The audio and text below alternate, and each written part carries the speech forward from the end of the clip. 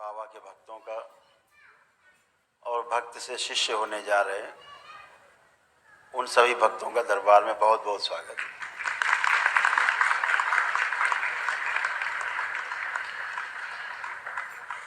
आज बड़े सौभाग्य का दिन है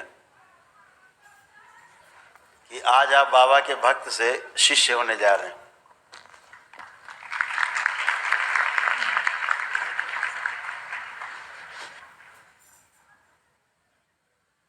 आप उन परम सौभाग्यशाली लोगों में से एक हैं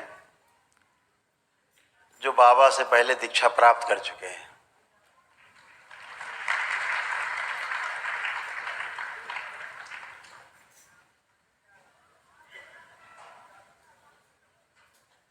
कहते हैं कि जो गुरु का रिश्ता है वो सभी रिश्तों से ऊपर है, सभी संबंधों से ऊपर है, क्योंकि माता पिता हमें और हमारा समाज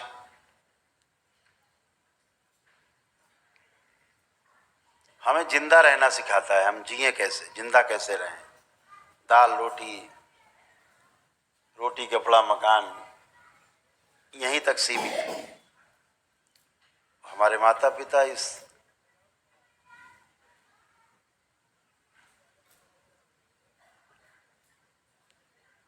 इसकी जिम्मेदारी उठाते हैं कि हमारा बच्चा कैसे बड़ा हो करके और सक्षम बने कि किसी के आगे उसको हाथ न फैलाना पड़े।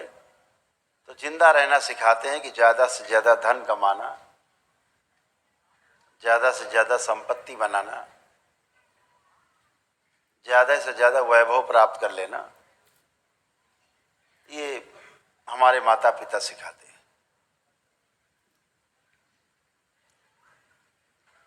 लेकिन जब व्यक्ति को गुरु मिलता है, कोई पूर्ण गुरु बाबा जैसा, तो सारे पुराण भरे पड़े हैं, सारे ग्रंथ भरे पड़े हैं ऋषि मुनियों। लोगों ने अपने गुरु के लिए उन माता पिता का भी त्याग कर दिया, उस धन संपत्ति वैभव को भी त्याग कर दिया, छोड़ दिया, कभी दोबारा पलट के नहीं देखा। क्योंकि गुरु हमें जिंदा रहना नहीं, गुरु हमें जीना सिखाता है।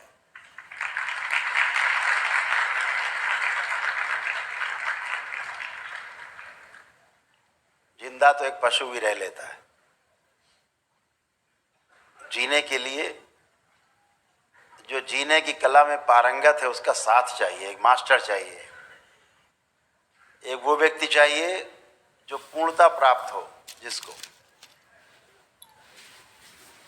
परम पूजनीय बाबा जी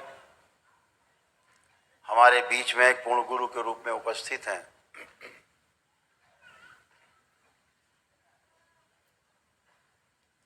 और निरंतर आपके बीच में अपने एक एक भक्त की, अपने एक एक शिष्य की रक्षा करना, देखभाल करना, संभाल के रखना, ये बाबा का काम है।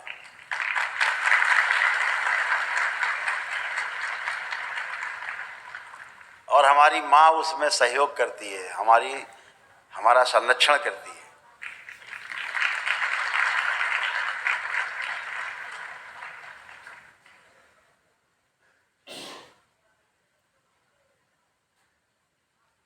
माँ में एक स्वाभाविक गुण होता है ममता का। ममता शब्द का अंग्रेजी केयर बोलते हैं, केयर करने वाली। ये माँ के हिस्से में आता है ममता। पिता के हिस्से में आता है वात्सल्य, अंग्रेजी में बोलते हैं उसको गाइडेंस। पिता के हिस्से में हमारे खाने पीने का इंतजाम, बाहर के लोगों से सुरक्षा,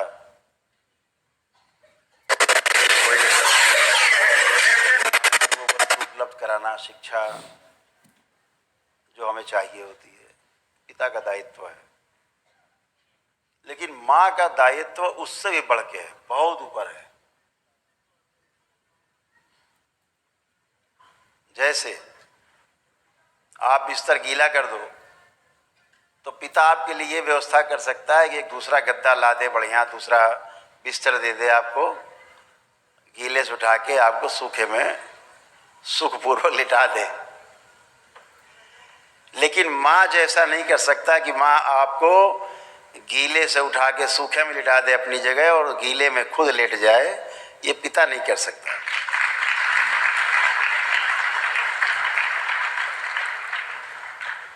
ये सिर्फ और सिर्फ माँ कर सकती है,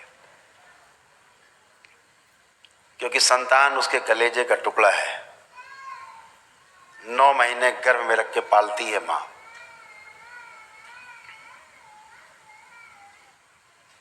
माँ के हिस्से में आता है केयर, लालना, पालना, ममता, दुलार।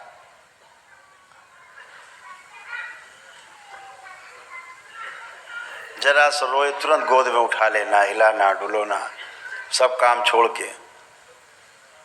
भोजन कर रही माँ हो, बच्चा रो दे तो माँ थाली किनारे करके पहले बच्चे को गोद में उठा के चुप कराती है, उसे दुग्ध पान कराती है। ऐसी है हमारी माँ, जो सृष्टि में शिव और शक्ति के रूप में आप देखते हैं।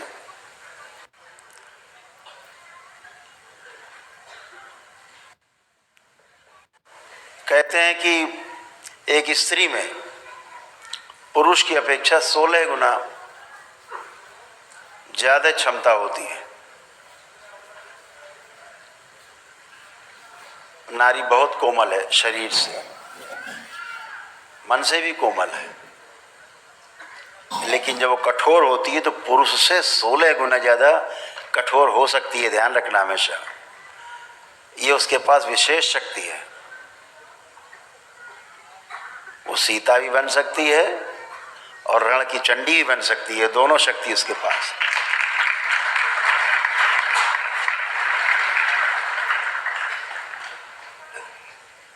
वो माँ है। माँ अपने बच्चे को बचाने के लिए, खतरे से बचाने के लिए अपनी जान पे खेल सकती है, क्योंकि वो माँ है।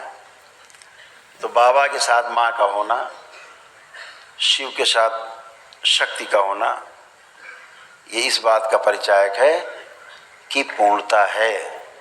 माता पिता के बगैर संतान नहीं।